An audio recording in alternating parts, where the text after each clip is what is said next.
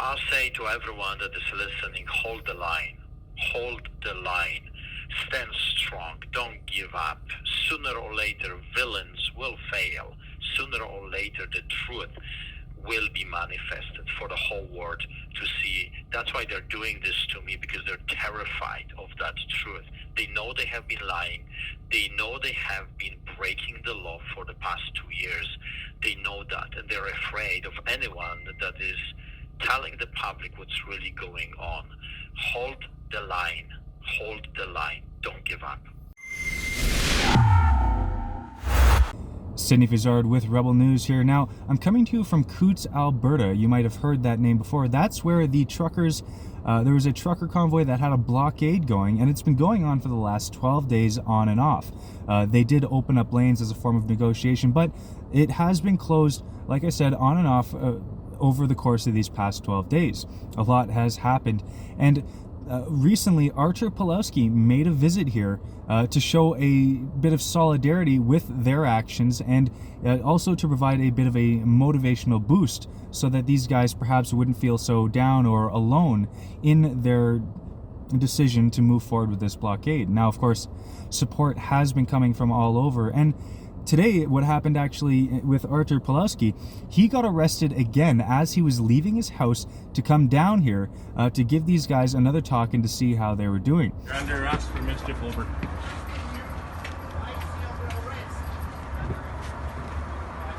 Okay, don't play these games for your videos, okay? You can just stand up. We do this every time you just go dead fish on us. Just stand up. Hey, don't be red! He's a preacher! What's wrong with you? He's not moving. What's wrong with you? What's wrong with you, you nuts? What? What's wrong with you? What back off? This is a clergyman! Get out of the What's wrong with you? You guys are the This ones is a playing clergyman! games.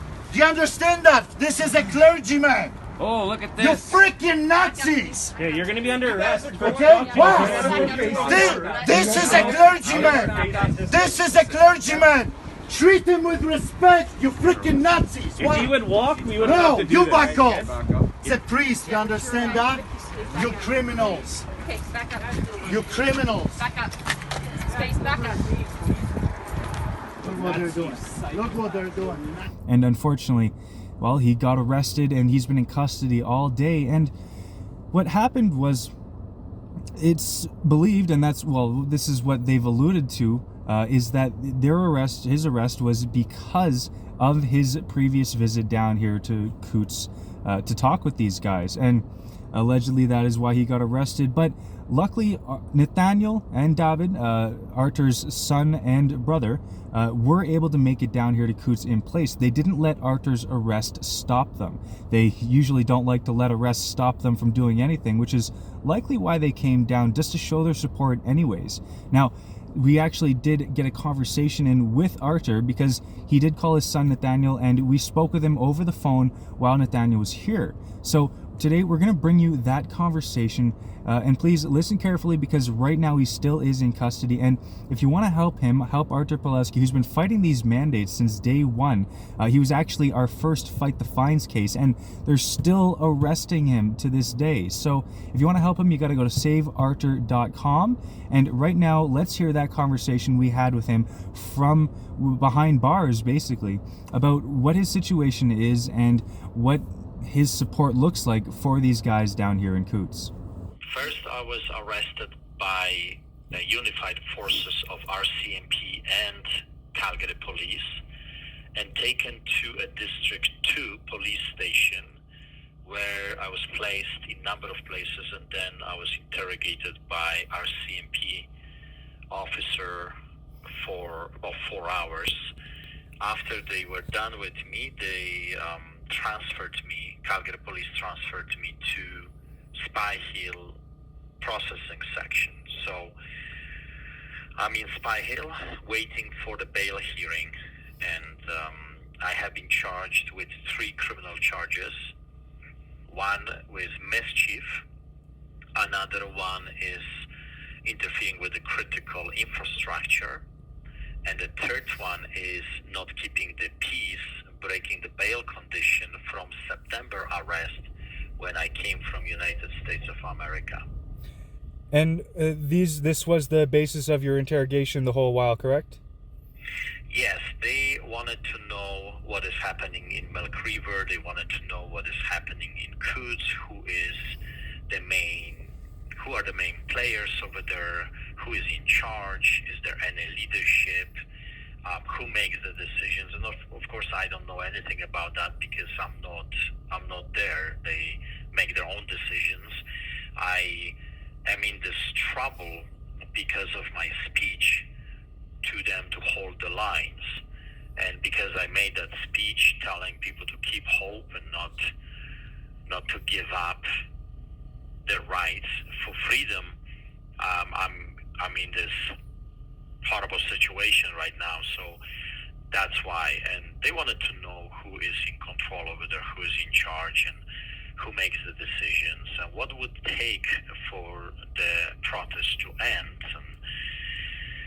And what I said is very simple. I said to them that what we want, what all of us, what we want is to be treated as humans. The government to acknowledge that there are also Canadians that have different view than they, that there are Canadians that want to be treated with respect. We want government official from the Kenny's cabinet to come and sit down with us and talk and listen our concerns, because for the past 2 years no one is listening to our side of the story.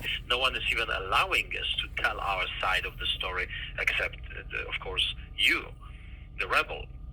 So I said that the good beginning would be if the Kenya's government, one of the ministers, would come and sit down with the people and listen to their concerns and talk to them and treat them like legit citizens of this country, not some yahoos, farmers and truckers that they have no voice, because that's how people feel.